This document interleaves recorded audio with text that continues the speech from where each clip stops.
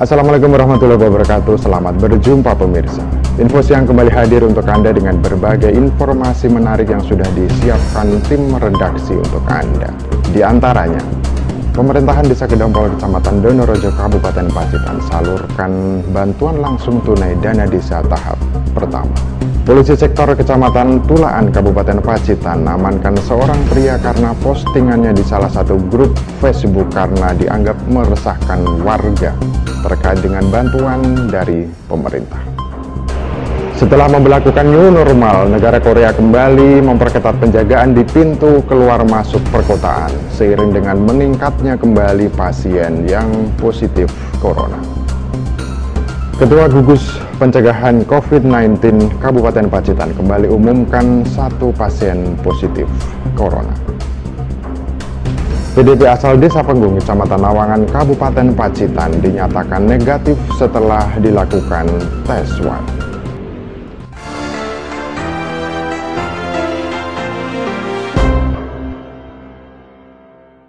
Pemerintahan Desa Gedompol Kecamatan Donorojo Kabupaten Pacitan pada Jumat siang 29 Mei 2020 menyalurkan bantuan langsung tunai dana desa kepada 61 kepala keluarga. Dalam kegiatan tersebut disaksikan dan dihadiri langsung oleh Camat Donorojo Sugiem.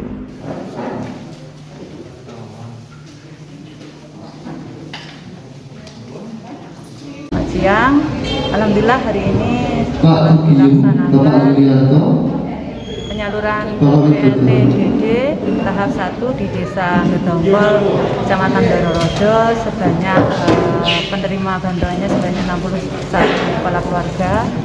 Sedang berlangsung proses penyaluran. Saya selaku Camat Donorojo menyampaikan ucapan terima kasih yang sebesar-besarnya kepada pemerintah Desa Gedompol yang alhamdulillah hari ini sudah berhasil melaksanakan kegiatan ini, dan ke depan harapan kami semoga proses berikutnya juga senantiasa diberikan kemudahan dan kelancaran, dan semoga apa yang kita berikan kepada masyarakat akan memberikan manfaat yang besar kepada masyarakat, mengurangi beban masyarakat di tengah pandemi COVID-19. Terima kasih. Assalamualaikum warahmatullahi wabarakatuh. Di tempat terpisah, Kepala Desa Gedompol Susanto kembali menjelaskan tentang teknis bantuan langsung tunai dana desa. Sebenarnya BLT-DD itu adalah bantuan langsung tunai yang sumber dananya berasal dari dana desa. Makanya sering disebut BLT-DD yang kepanjangannya itu adalah bantuan langsung tunai dana desa. Dan siapa yang berhak mendapatkan bantuan tersebut? Bantuan tersebut akan diberikan kepada warga masyarakat miskin yang terdampak COVID-19. Dan besarannya sama seperti bantuan lainnya, seperti bantuan sosial tunai atau lainnya itu yang besarannya adalah 600.000 per bulan dan akan diberikan selama 3 bulan. Untuk mengetahui penjelasan selengkapnya terkait dengan bantuan langsung tunai dana desa, kita ikuti petikan konferensi pers oleh Menteri Desa Abdul Halim Iskandar yang dilaksanakan di Istana Kepresidenan pada 8 Mei 2020. Assalamualaikum warahmatullahi wabarakatuh. Melanjutkan apa yang sudah disampaikan oleh Pak Menko PMK dan Pak Mensos. Jadi saya ingin mereview sejenak terkait dengan jaring pengaman sosial yang ada dengan menggunakan dana desa. Jadi semula dana desa digunakan untuk jaring pengaman sosial bidang kesehatan dan ketahanan ekonomi. Yang bidang kesehatan dalam bentuk desa tanggap COVID-19. Di dalamnya mengatur pembentukan relawan desa lawan COVID-19 dengan semangat gotong royong. Kemudian yang jaring pengaman sosial ketahanan ekonomi dalam bentuk padat karya tunai desa. Ini kita keluarkan dalam bentuk SE nomor 8 tahun 2020 serta SE nomor 11 tahun 2020. Perjalanan berikutnya Bapak Presiden sebagai wujud komitmen perhatian beliau terhadap rakyat, maka dana desa diperintahkan untuk direalokasi untuk digunakan bantuan langsung tunai. Nah, karena bentuknya realokasi dan permen-permen yang lama belum mengatur tentang bantuan langsung tunai, maka Kementerian Desa melakukan revisi Permendes nomor 11 menjadi Permendes nomor 6 tahun 2020. Rekan-rekan wartawan yang saya banggakan, terkait dengan BLT dana desa, yang pertama sasaran. Siapa sasaran BLT dana desa atau sering disebut dengan BLT desa adalah warga miskin yang kehilangan mata pencaharian karena COVID-19 dan belum mendapat apapun dari kebijakan pemerintah. Jadi belum dapat BKH, belum dapat bantuan pangan non tunai dan segala bentuk kebijakan jaring pengaman sosial yang ada. Itu sasaran BLT desa. Ditambahkan di sana adalah keluarga yang memiliki keluarga rentan sakit menahun atau sakit kronis. Kenapa ini dimasukkan? Karena kedekatan antara COVID-19 dengan penyakit-penyakit menahun, darah tinggi, gagal ginjal, jantung, dan seterusnya. Itulah makanya di dalam indikator dimasukkan sebagai salah satu faktor penerima. Kemudian siapa yang melakukan pendataan? Yang melakukan pendataan adalah relawan desa lawan COVID-19 yang sudah dibentuk oleh kepala desa dan diketahui langsung oleh kepala desa. Di mana basis pendataannya? Basis pendataannya adalah RT, rukun tetangga. Masing-masing RT diupayakan minimal didata oleh 3 orang relawan desa. Kenapa 3 orang? Karena ini pendataan baru, meskipun merujuk pada DTKS, tetapi yang didata adalah mereka keluarga miskin akibat kehilangan mata pencaharian, maka dibutuhkan pendefinisian miskin. Nah, pendefinisian miskin kalau dibikin indikator terlalu rumit tidak akan bisa ketemu, maka indikatornya adalah mereka yang miskin akibat kehilangan mata pencaharian. Nah, pendataan dilakukan oleh 3 orang supaya ada kesepahaman antar lebih dari 1 orang bahwa keluarga itu miskin. Kalau sudah disepakati oleh 3 orang pendata, di mana 3 orang pendata itu adalah warga RT itu, pasti sangat paham tentang karakteristik warga di RT itu. Itulah makanya kita meminta agar pendataan dilakukan oleh 3 orang.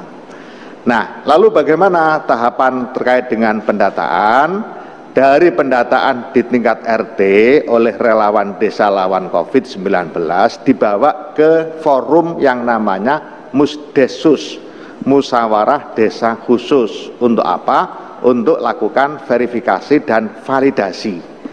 Ini penting supaya tidak ada pihak-pihak yang merasa tidak diajak di dalam membahas dan memutuskan siapa sih yang berhak menerima BLT desa.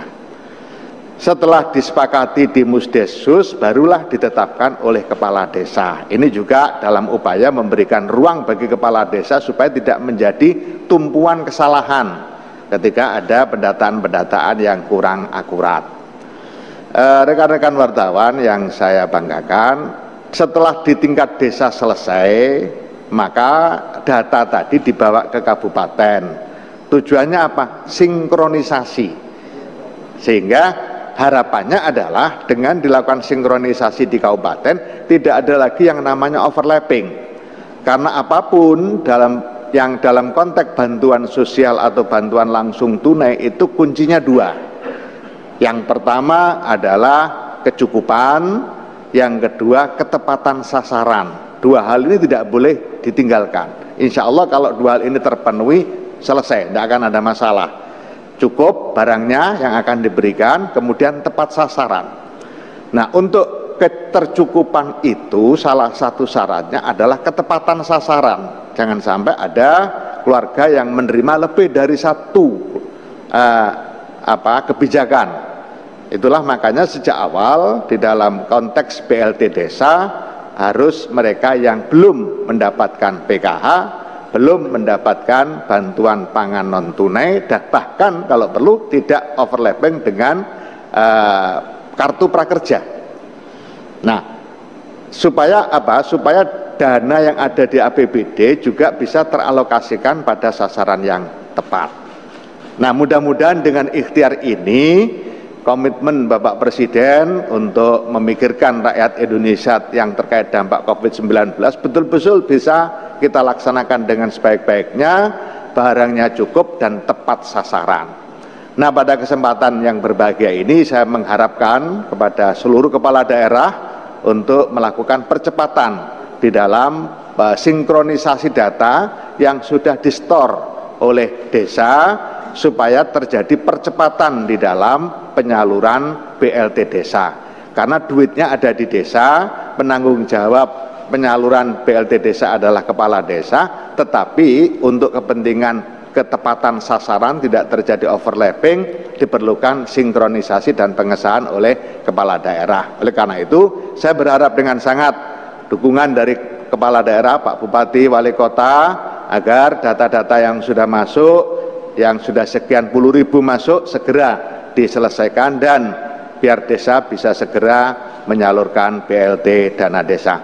Rekan-rekan wartawan yang saya banggakan, kemudian progres kondisi hari ini secara makro misalnya terkait dengan desa yang sudah membentuk relawan, itu ada 53.783 desa atau 72%, dengan jumlah relawan 1.505.419 orang. Kemudian desa yang telah melakukan pendataan pendatang itu ada 39.199, tentu ini mengalami penurunan atau stuck karena ada larangan mudik.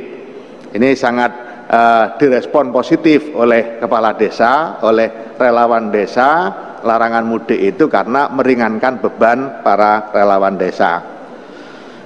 Sudah ada 39.199 desa yang sudah menyiapkan pos jaga gerbang desa. Kemudian yang terkait dengan BLT desa, desa yang sudah melakukan pendataan ada 27.062 desa. Sedangkan yang sudah mengalokasikan untuk BLT desa ada 24.309, dan yang sudah cair per hari ini jam 11 siang tadi data terbaru ada 10.000 desa di 80 kabupaten kota. Insya Allah mudah-mudahan janji para kepala daerah setelah kita lakukan, karena pekerjaan kita hari ini adalah melakukan pengawalan, sehingga setiap hari ada yang berkomunikasi dengan bupati, ada yang berkomunikasi dengan DPM, Dinas Pemberdayaan Masyarakat, ada yang berkomunikasi dengan gubernur. Kita bagi tugas untuk memastikan dana desa segera bisa cair ke yang berhak, dan kita berharap pada kepala daerah untuk percepatan di dalam pelaksanaan penyaluran BLT desa. Saya pikir itu yang bisa saya sampaikan. Terima kasih. Assalamualaikum warahmatullahi wabarakatuh. Untuk mendapatkan informasi menarik lainnya, Anda bisa berlangganan dengan subscribe dan juga mengeklik tombol lonceng untuk mendapatkan update berita dari kami. Mewakili segenap kru yang bertugas, saya Gondo Edi Expression mengucapkan terima kasih dan sampai jumpa.